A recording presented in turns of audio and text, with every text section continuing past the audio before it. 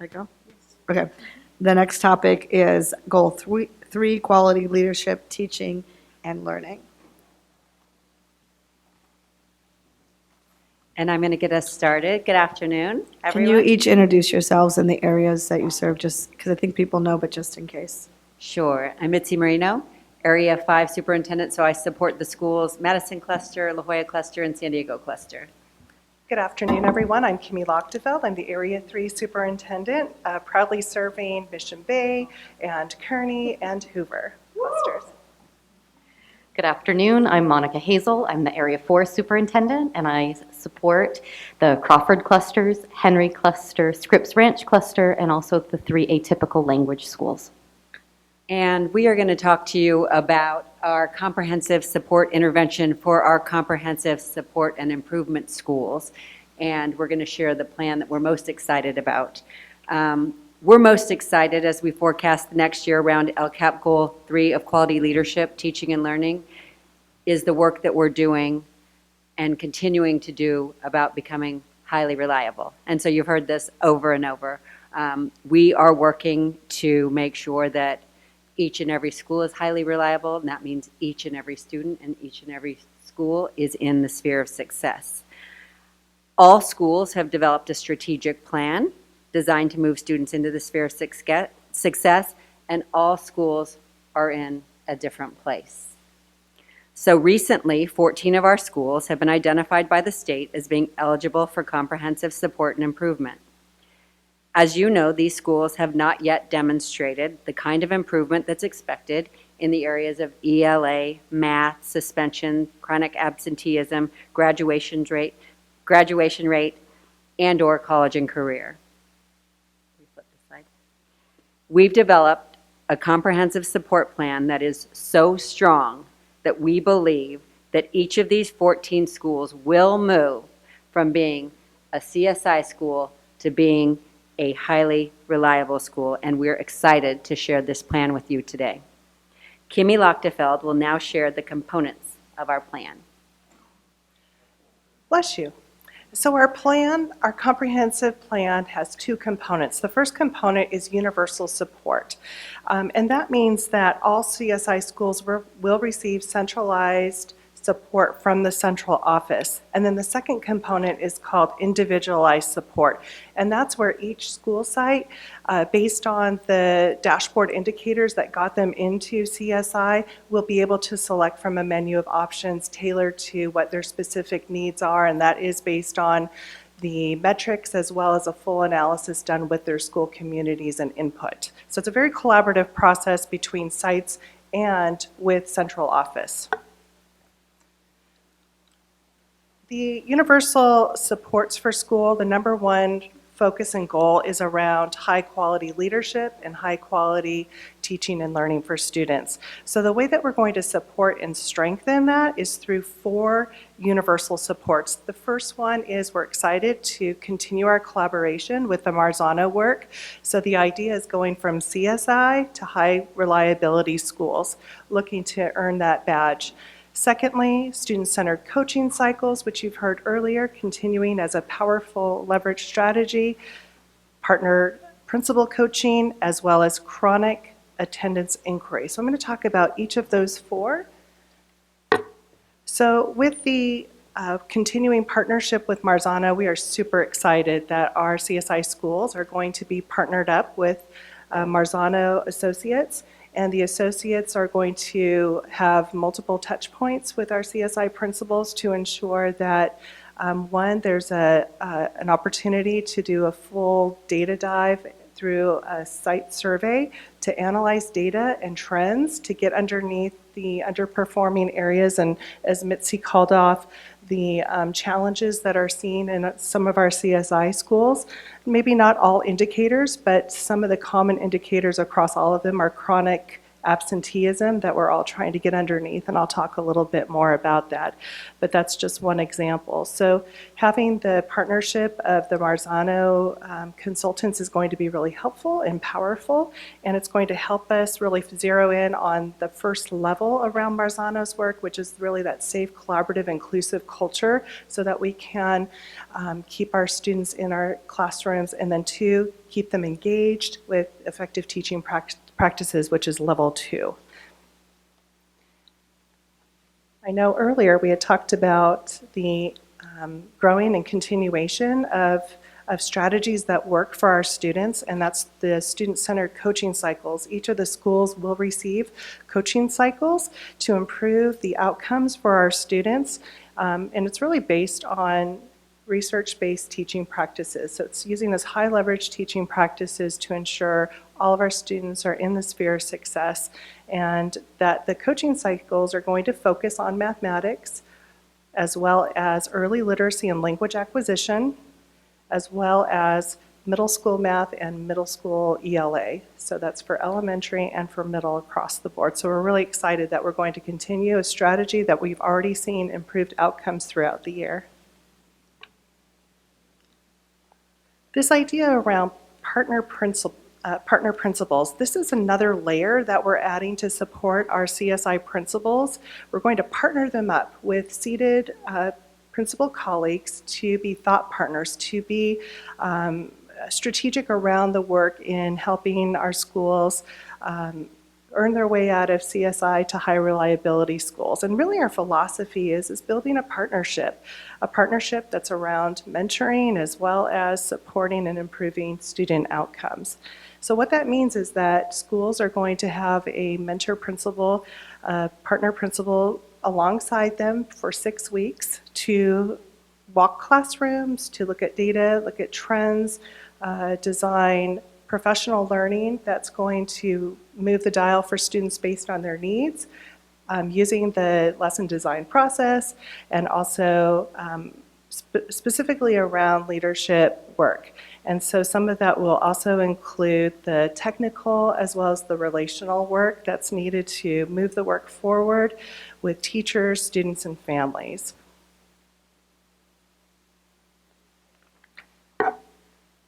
So in your handout there, you'll see the at-a-glance grid that shows the Marzano Consulting and all of the schools that are engaged with that for next year, our coaching cycles, as well as our partner principals. And we have a caveat for the atypical schools. They have very unique student populations, so they will have tailored mentorship support. As I mentioned earlier, throughout the school year, all CSI schools will be engaged in a chronic absenteeism inquiry. And so that will be in conjunction with the Marzano work, which will entail analyzing attendance data, looking at our Marzano assessment needs survey data, and teams will gather into an inquiry teams to get underneath what are the root causes as to what's causing chronic absenteeism. We know there's a variety of reasons, so we have to match the reasons alongside what are the appropriate strategies to get our students re-engaged back into school. And then sharing best practices and replicating those practices across the district. We know that we're going to learn some really important key strategies together. And now I'm going to turn it over to Monica, who is going to share the individualized supports for our CSI schools. So in addition to the universal supports that Kimmy described, each CSI school has also been allocated funds based on the per pupil allocation of approximately $331 to individualize supports based on their site need. So sites have the discretion to use this funding to address the specific needs of the site based on the dashboard identified areas of need. So for example, if the dashboard indicates a need to focus on instruction in ELA, a site may decide that they need curricular support and can purchase some supplemental curricular materials, in addition to perhaps dedicating time to enhance their professional learning communities. So teachers and site principals can monitor student progress and design instruction. directly to meet their needs. So, or if the dashboard indicates a need in the area of suspension rate, a site can use these funds to target the supports based on that particular need, perhaps by providing PBIS training, the positive behavior intervention system training to the staff, so that we can create classrooms where children want to be every day. We can also use this funding to perhaps provide additional counseling hourly time or to enhance a currently successful program like the home visit program. Or we can partner with community organizations such as the Restorative Justice's practices. So they'll have the opportunity to utilize those funds based on their particular needs that are identified on the dashboard. So principals, we've created a menu of supports that's linked in the document here. If you can click, can you click on the link that says menu of supports? So we've created a menu of supports, and this will be provided to all of the site principals to give them some ideas, to support them, to say, how can we help as a district? What departments and contracts can we put together to support them based on their needs? We're also creating what we're calling a Csi Fair, so principals can come. They know how much individualized support allocation they have. They can come to the fair. There will be tables highlighting each of the different opportunities that we have. And of course, they can also utilize the funding to enhance an already successful research-based program at their own school. So each CSI principal will be working with their area superintendent to finalize their plan after we have the CSI Fair. And this plan is this comprehensive support and improvement plan and budget will be part of the site's single plan for student achievement. Okay, if we can just move to the next slide.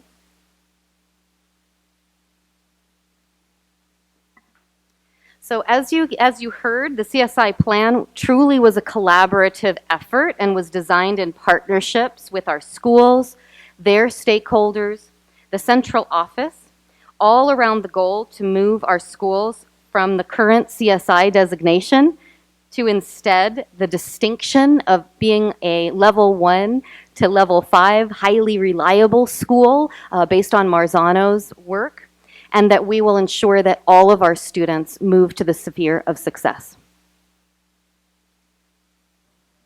Thank you. Wow, I'm excited. I know we have some speakers. Yes, to Moira Alberton and Mary Ann Hawk. Let's hear the speakers, because we have a lot to talk about. One more thing you have to say?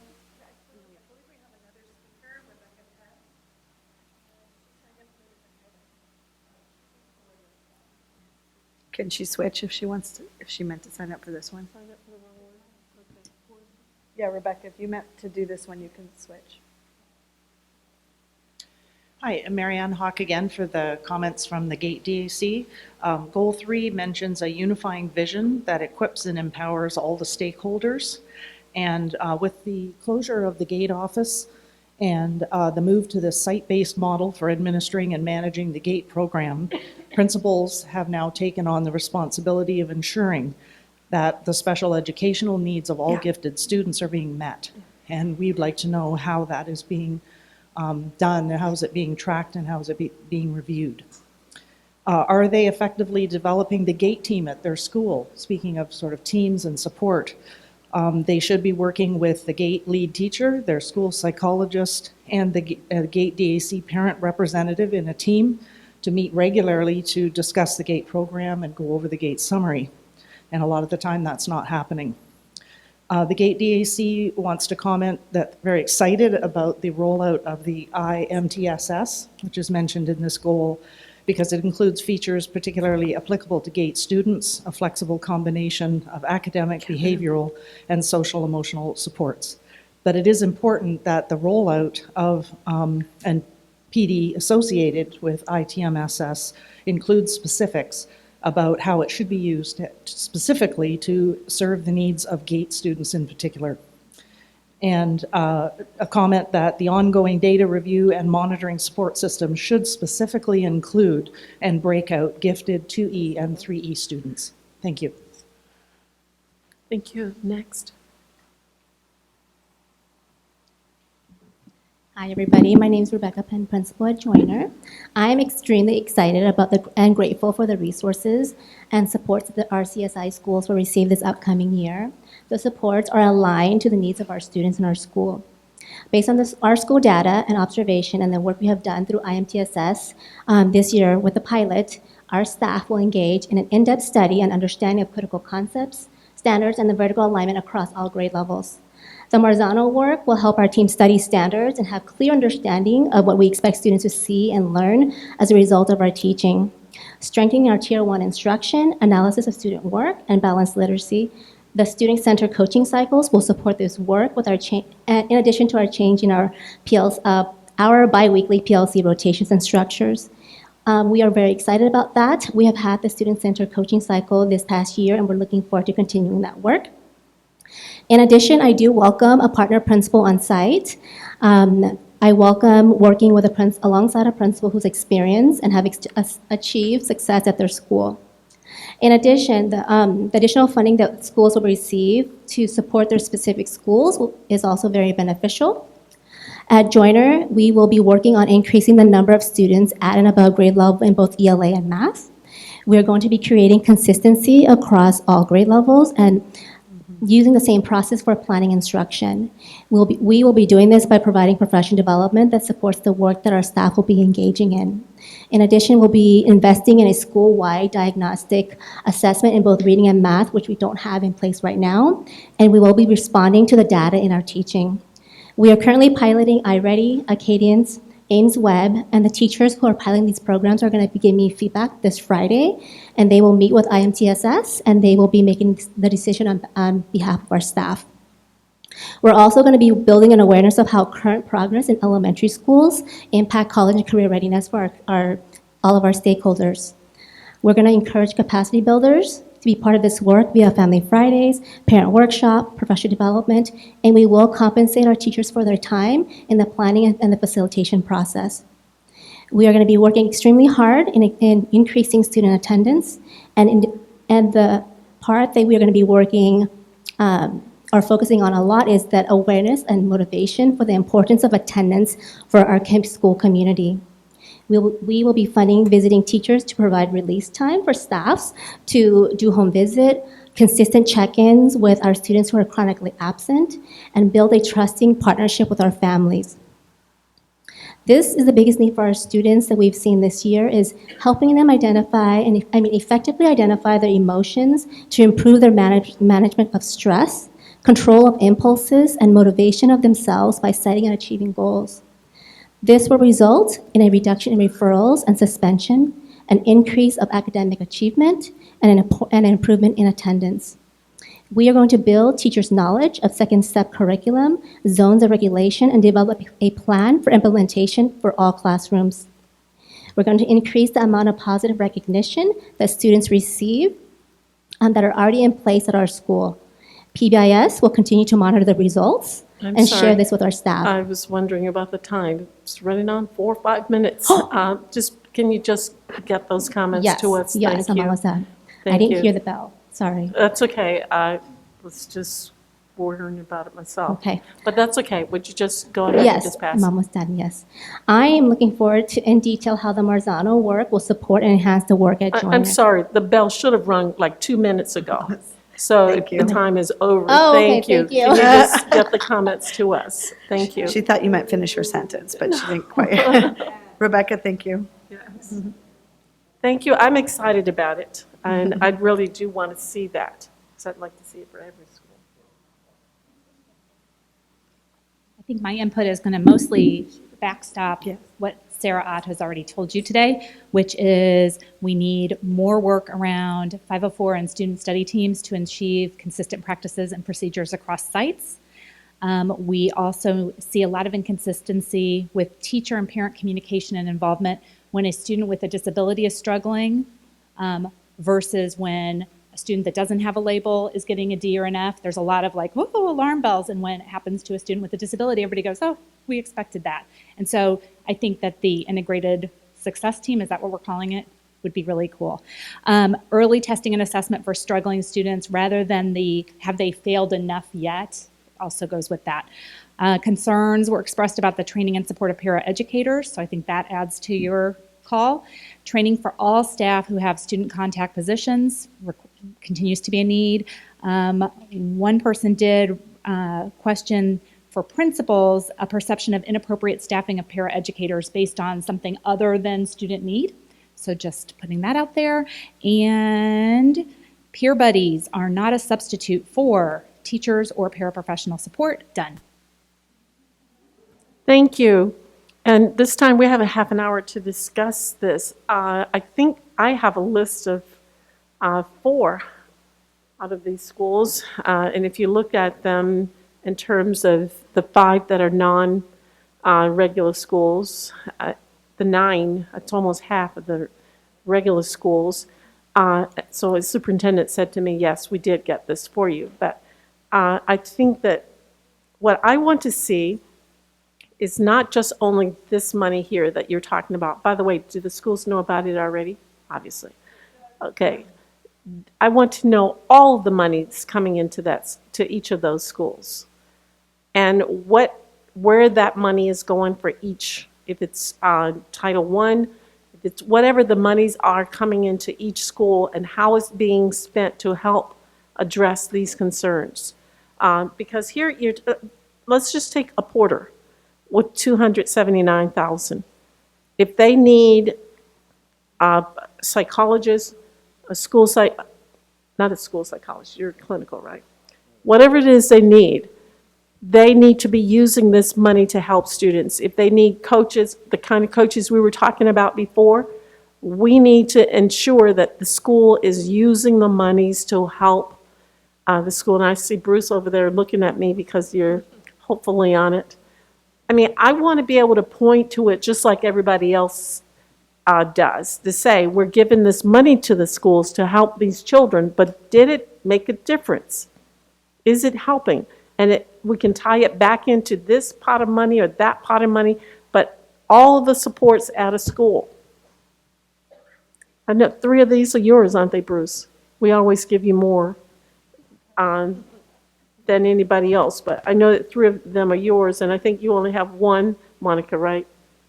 But anyway, I want to know what's going on and how we're helping and what the progress, what the benchmarks are, how we're measuring it.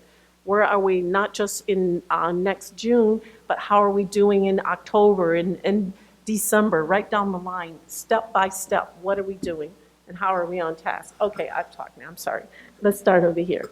Richard, we'll start with you first. Yeah, could you remind us how schools get on the CSI list? Yeah.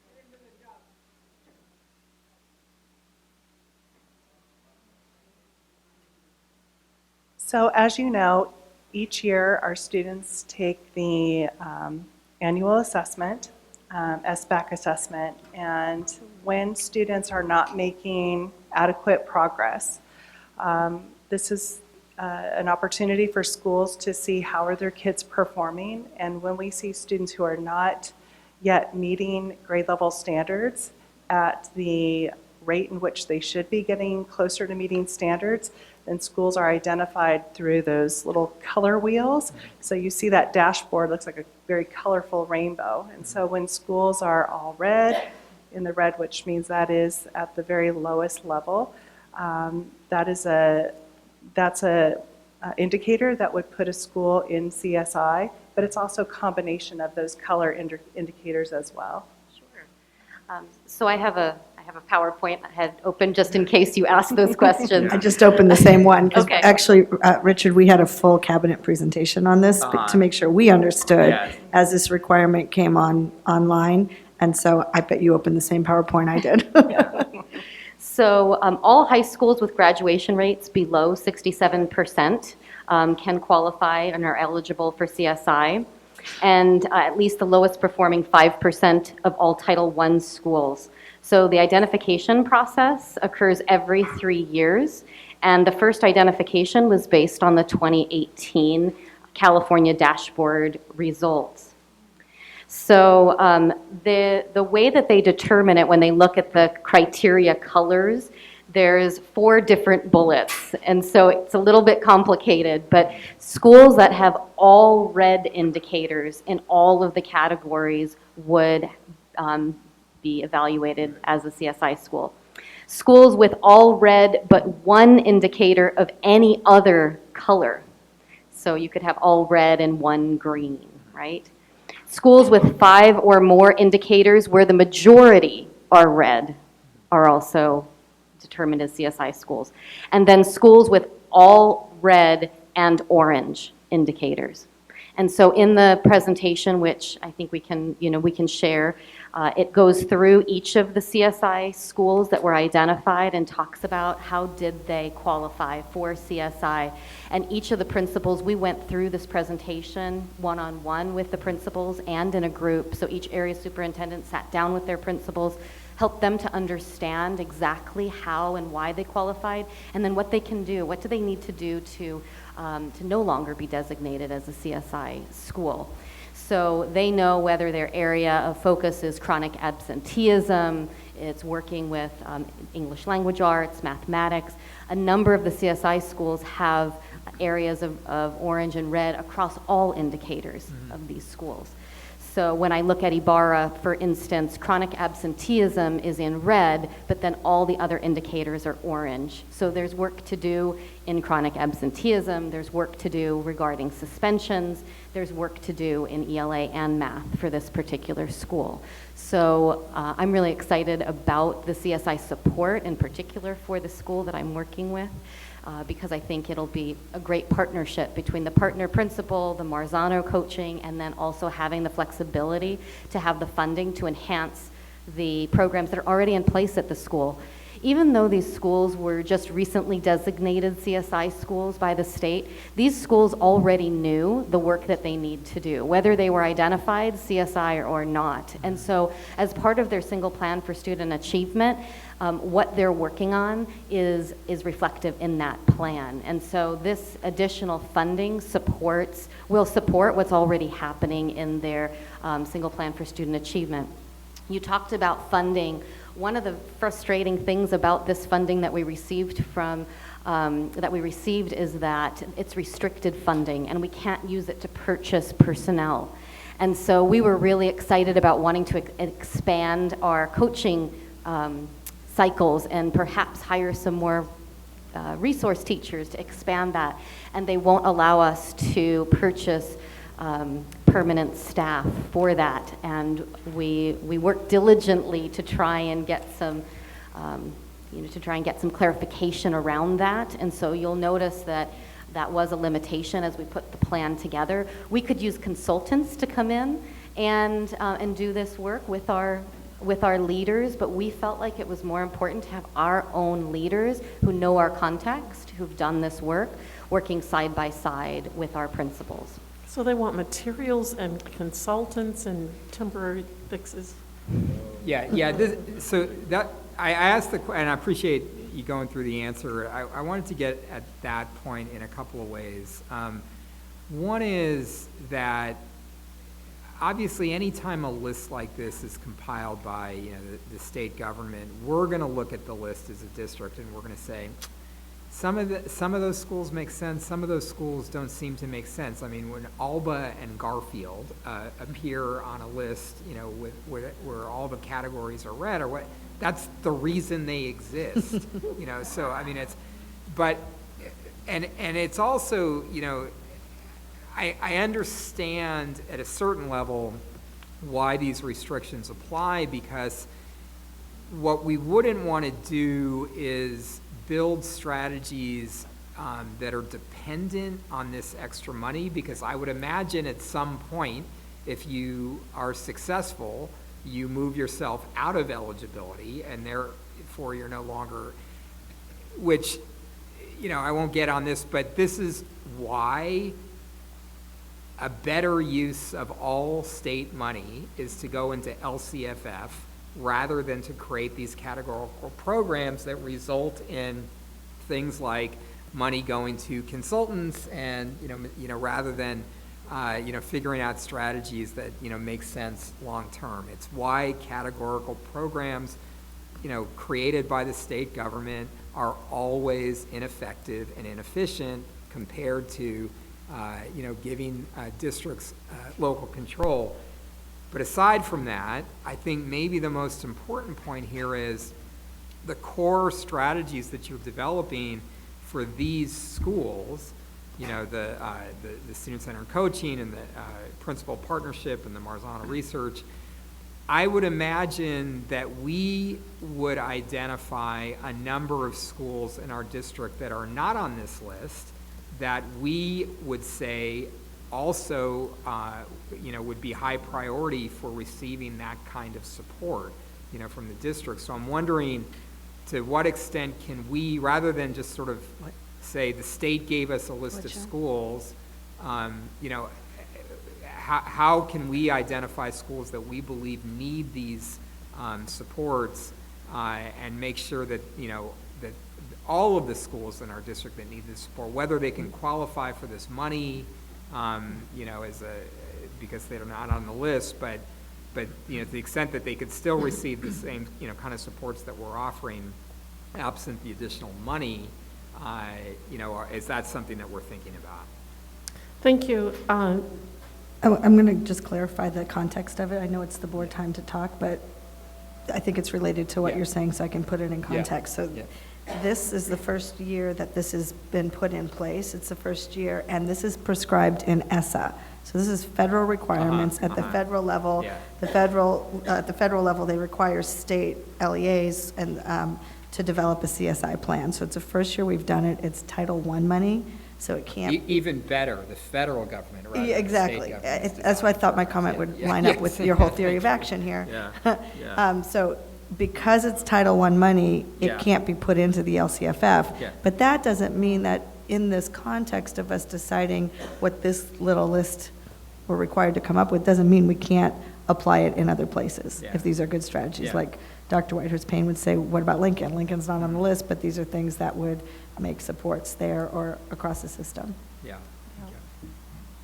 Pretty much the same as, but just a couple of things down on what Richard said. I mean, certainly 3 or 4, home hospital and so forth. I mean, that's a different category.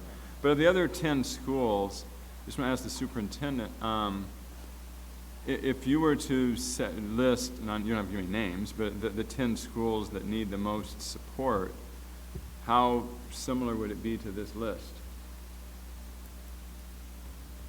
That's a general question, Dr. Evans. Yes, it's a general, I'm not asking you to specify schools or anything, but I'm just wondering, when you're looking at, these are the ones who are really on the watch list and we really need to help them, how closely does that align to these 10 schools there? And again, it's only 10, but is it? Not completely closely. There's some things that we would say, yeah, that's something to look at. And there's some that didn't make it on the list because there's other ways that we're looking at them. So when you set federal guidelines, state guidelines, and you sift and sort schools by who needs support, I always say we use data as a flashlight, not as a hammer. But when I take that analogy just a little further, it's who's holding the flashlight that you're putting the data on. So the federal and state officials took the flashlight and put it here and said, here's where you need support. We want to empower schools, school leaders, area superintendents to put the flashlight on where we know the issues are going to be and where we know there needs to be support. And this is one way of looking at it. It was one lens, and it picked up some schools through that lens. So it's federal money but state develops the system. The state's required to respond to the ESSA requirements. So we could give the state feedback on what's right or wrong about the way well, they're doing it. I mean, Ron would know more about this, what's happened across the states, but the ESSA requirements meant every state had to come up with a way to identify the lowest 5%. Right. Our state is sometimes criticized for the way that we use multiple measures, the way that we're pretty advanced in what we do as a state in California versus other states. I think that people would talk about what we're doing, and sometimes what our state is doing is criticized at the federal level because of the multiple measures that we use and the windows that we use to look at student achievement, that it's broader than a single score, but they had to come up with something. Okay. Because that was the federal requirement. Thanks. Dr. McCrary, and then Mr. Botzer. Sure, so not only is it who holds the flashlight, but I think it's also about what questions are we asking. And we want to make sure we're asking those questions that provide the data that derives our improvement. So we have the list of schools here, and it's important that we have a plan. We've outlined a very general plan, but what I also see emphasized is the importance of differentiated. So that the plan, each school has its own unique issues and concerns. We want to make sure that we're identifying those, actively engaging staff, students, parents, and all the stakeholders in the articulation of developing and articulating that plan, so that everybody feels committed to making this happen. Because the end result, of course, is moving these students from a CSI to being high reliable schools. And we have a structure for doing that, and it's that collaborative, participatory effort which builds networking and the student-centered coaching. And I had the experience of participating in a number of student-centered coaching around mathematics, and saw how that has empowered not only the students and the teachers in the area of mathematics, and I'm assuming this is student coaching, centered coaching is more than just a mathematic experience. It's going to be of whatever areas that's there, but the core components would include that collaborative networking of leaders who are then being trained by our leaders, who then impart what they learn to other student teacher teams within their school. The other part of the model that I saw that was very effective was bringing the various teams from the individual sites together into a collective area to where they could share their stories and share their experiences with other schools going through the same process. So I'm wondering, is there an effort here for these schools that are going through the improvement effort to be able to come together from time to time to do collective learning and networking? I can respond to that quickly because we've been scheduling this. So as we're thinking about next year, a couple of things that we plan to do, and it's really coming from the principals themselves. We want to come together and share ideas and strategies. So we're going to get started. We have a plan. We want to come together and check in and share ideas like as we go along. So I imagine there'll be quarterly opportunities for folks to come together, talk about what they set out to do, talk about share data, how's that going, and then most importantly, get ideas from each other and make adjustments along the way. So that came from our group of principals, and we really want to make sure that they have that opportunity. They encouraged us early on to bring them together. We've already been together more than once to share ideas and strategies. So we're proud of that. We're getting that on the calendar. I think that one of the things that didn't come up is the tight alignment between what we're already doing. Like, we're not saying, oh, this new group of schools needs something profoundly different. What we're doing is supporting them with the things that we already know are working, and we're going to pull up next to them in that effort. And I really expect this to work. I don't expect us to not be sitting here saying, wow, look at when we get to next year, I wonder if anyone will be not making the kind of improvement that will result in a changing color of a pie.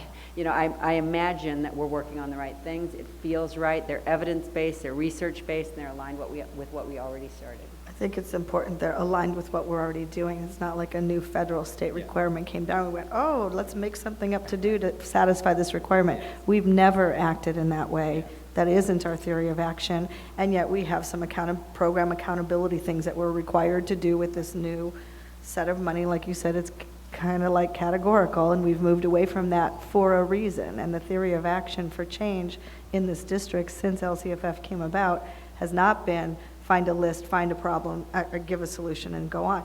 It's more expansive than that because we want it to be scaled across the district. So there's a tension between focus in on this little list of school and then we go against what happened to scale.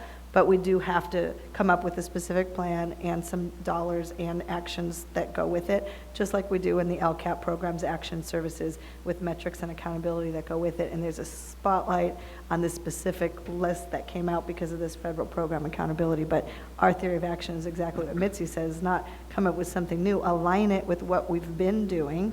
And if you do everything you've been doing, then you're going to keep getting what you got and these schools got on this list. So how do we tweak this and add more to it, but don't just come up with a whole new plan because you just ended up on a new list. That doesn't work either. Just wanted to share, in addition to bringing together, as Mitzi was talking about, bringing together the CSI principals, we also have a plan to bring together the CSI partner principals to build their capacity as leaders and as coaches so that they can work together and help one another as they're leading and working with their CSI schools. I want to thank you all for your work with this, especially making sure that it's focused, that the monies. I know that we want to defer the school sites to how to allocate the money, but I appreciate your guys' involvement in that process so that those dollars are flowing towards programs and things that we know will have a positive outcome. And I believe that you said something just a minute ago that was very, very true, is that many of these things in Marzano are already happening at different degrees and with different levels of buy-in in a lot of different classrooms. But the goal is to do them more often, more frequently, because research shows these Marzano instructional strategies work.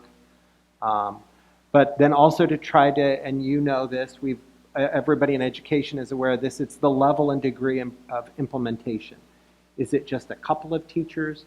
How can we get more teachers to see and realize, or to try to experiment to implement some of these programs and ideas, and then see the results as you assess and observe, hey, doing these things really made a big difference for my students. It helped them. And one of the things that I've always gone back on, and this has been an ongoing debate, is the issue of homework. Marzano says homework has a very big role in increasing student learning. But the size of that homework assignment needs to be small. You don't have to have 50 math problems in a homework assignment. You can have 8, and you'll still achieve similar outcomes. And I just hope that more AP math teachers would read the research there in Marzano. Thank you. Thank you. You all have done so well. We don't have to be back until 3:55. So at 3:50, let's see, I want 3:53, we'll come back to your seats, but take a bathroom break, please. Thank you to the presenting team. Just talking about like an hour.